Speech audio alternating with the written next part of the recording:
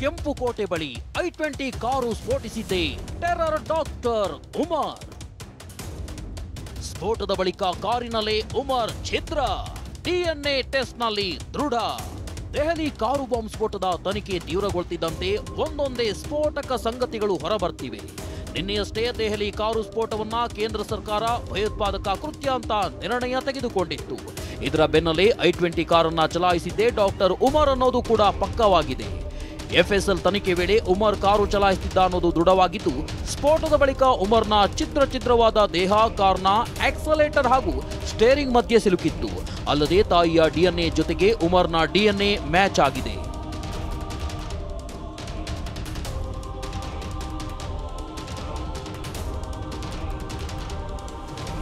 ತಬ್ಲೀಗಿ ಜಮಾತ್ ಮಸೀದಿ ಬಳಿಯೂ ಉಮರ್ ಚಲನವಲನ.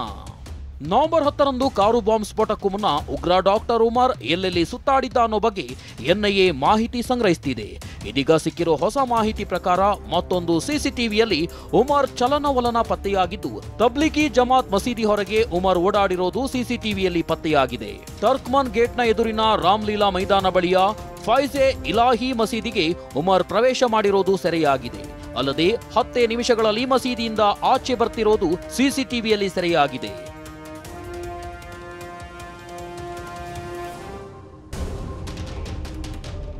ತನಿಖಾ ತಂಡಕ್ಕೆ ಸಿಕ್ಕ ಮತ್ತೊಂದು ಆಘಾತಕಾರಿ ಮಾಹಿತಿ ಏನಂದ್ರೆ, ಸಂಸತ್ ಭವನದ ಸಮೀಪದ ರಸ್ತೆಯಲ್ಲೂ ಬಾಂಬರ್ ಉಮರ್ ಓಡಾಡಿದ್ದ. ದೆಹಲಿಯ ಹೃದಯ ಭಾಗವಾದ ಕಾನಾಟ್ ಪ್ಲೇಸ್ನಲ್ಲಿ ಉಮರ್ ಕಾರ್ನಲ್ಲಿ ಓಡಾಡ್ತಿದ್ದ ಮತ್ತೊಂದು ದೃಶ್ಯ ಪತ್ತೆಯಾಗಿದೆ.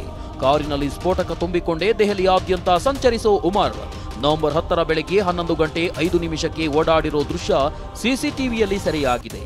ಶಾಕಿಂಗ್ ಮಾಹಿತಿ ಏನಂದ್ರೆ, ಕಾನಾಟ್ ಪ್ಲೇಸ್ನಿಂದ ಕೇವಲ 3 ಕಿಲೋಮೀಟರ್ ದೂರದಲ್ಲಿ ಸಂಸತ್ ಭವನ ಕೂಡ ಇದೆ. ದೆಹಲಿ ರಕ್ತ ಪಿಪಾಸುಗಳ ಬಳಿ ಇದ್ದಿದ್ದು 2 ಅಲ್ಲ 4 ಕಾರು. ಬರೋಬ್ಬರಿ 32 ಕಾರುಗಳ ಮೂಲಕ ಸ್ಫೋಟಕ್ಕೆ ಮಹಾಸಂಚು. ಇದುವರೆಗೂ ದೆಹಲಿ ಬಾಂಬ್ ಸ್ಫೋಟಕ್ಕೆ ಬಳಕೆಯಾಗಿದ್ದು 2 ಅಲ್ಲ 4 ಕಾರುಗಳು ಅನ್ನೋದು ತನಿಖೆಯಲ್ಲಿ ಬಯಲಾಗಿದೆ.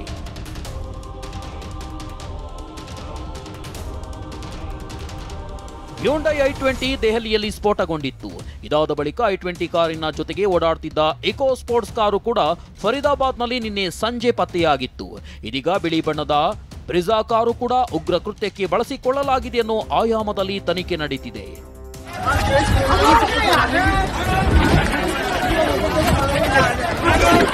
ಇನ್ನೊಂದು ಬೆಚ್ಚಿ ಬೀಳಿಸೋ ಮಾಹಿತಿ ಏನಂದ್ರೆ, ಟನ್ಗಟ್ಟಲೆ ಸ್ಫೋಟಕ ಸಂಗ್ರಹಿಸಿರೋ ಉಗ್ರ ಪಟಾಲಂ ಬರೋಬ್ಬರಿ 32 ಕಾರುಗಳ ಮೂಲಕ ಸ್ಫೋಟ ನಡೆಸಲು ವಿಧ್ವಂಸಕಾರಿ ಸಂಚು ನಡೆಸಿತ್ತು ಅನ್ನೋ ವಿಚಾರ ತನಿಖೆಯಲ್ಲಿ ಬಯಲಾಗಿದೆ. ಜೈಷ್ ಸಂಪರ್ಕದಲ್ಲಿತ್ತು ಉಮರ್ ನೇತೃತ್ವದ ಟೆರರ್ ಡಾಕ್ಟರ್ಗಳ ಟೀಮ್. ದೆಹಲಿ ಸ್ಫೋಟದ ಮತ್ತಷ್ಟು ಕರಾಳ ವಿಚಾರ ಬಯಲಾಗಿದ್ದು, ಪಾಕಿಸ್ತಾನ ಮೂಲದ ಜೈಷ್ ಎ ಮೊಹಮ್ಮದ್ ಉಗ್ರ ಸಂಘಟನೆ ಜೊತೆ ಡಾಕ್ಟರ್ ಉಮರ್ ನಂಟು ಹೊಂದಿದ್ದ. ಜೈಷ್ನ ಲಾಜಿಸ್ಟಿಕ್ಸ್ ಮಾಡ್ಯೂಲ್ ಜೊತೆಗೆ ಉಮರ್ ನಿರಂತರ ಸಂಪರ್ಕದಲ್ಲಿರುವುದು ಬಯಲಾಗಿದೆ. 9 ರಿಂದ 10 ಸದಸ್ಯರಿದ್ದ ತಂಡದಲ್ಲಿ ಉಮರ್ ಸೇರ್ಪಡೆಯಾಗಿದ್ದು, ಇದರಲ್ಲಿ ಬಹುತೇಕರು ವೈದ್ಯರಿದ್ರು ಅನ್ನೋದು ಖಚಿತವಾಗಿದೆ. ಈ ರಕ್ತ ಬೀಜಾಸುರರೆಲ್ಲ ಫರೀದಾಬಾದ್, ಲಖನೌ ಹಾಗೂ ದಕ್ಷಿಣ ಕಾಶ್ಮೀರದಲ್ಲಿ ಆಕ್ಟಿವ್ ಆಗಿದ್ರು.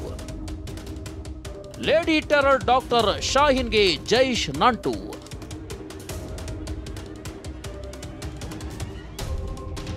ಲೇಡಿ ಟೆರರ್ ಡಾಕ್ಟರ್ ಶಾಹೀನ್ ಸಯೀದ್ಗೆ ಜೈಷ್ ಜೊತೆ ನಂಟಿರೋದು ನಿನ್ನೆಯೇ ಬಯಲಾಗಿತ್ತು.